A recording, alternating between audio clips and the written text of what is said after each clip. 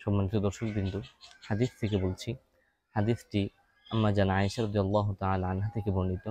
হাদিসের মাফহুম হলো, আয়েশা রাদিয়াল্লাহু তাআলা আনহা বলেন, যখন আকাশে কালো মেঘগুলো ভিড় জমাতো এবং প্রচণ্ড বাতাস বয়ে যেত, ঝোড়ো হাওয়া বয়ে যেত, ঠিক ওই মুহূর্তে রসুল সাল্লাল্লাহু আলাইহি ওয়াসাল্লামকে আমি দেখতাম। রসুল সাল্লাল্লাহু আলাইহি ওয়াসাল্লামের চেহারায় চিন্তার ভাঁজ পড়ে যেত। তিনি খুব চিন্তিত হয়ে থাকতেন। একবার তিনি বাইরে যেতেন, আবার ঘরে আসতেন, একবার সামনে যেতেন, আবার পিছনে আসতেন এবং একটি দোয়া পড়তেন।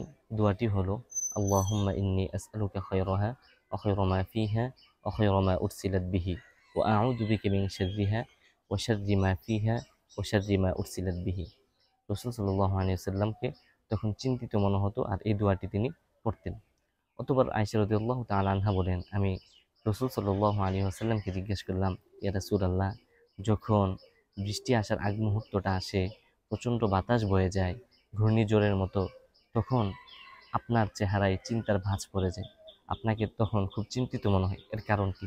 তখন রাসূল সাল্লাল্লাহু আলাইহি ওয়াসাল্লাম আয়েশা রাদিয়াল্লাহু তাআলা আনহাকে বললেন, হে আয়েশা, যখন বৃষ্টি আসার আগ মুহূর্তটা হয়, প্রচণ্ড বাতাস আসে, আমার তখন ভয় হয় আল্লাহ তাআলা যেভাবে আদ জাতিকে বৃষ্টি বর্ষণ করে ধ্বংস করে দিয়েছিলেন, আমার উম্মতকেও সেভাবে ধ্বংস করে দেয় কিনা, সেজন্য আমি খুব চিন্তিত থাকি।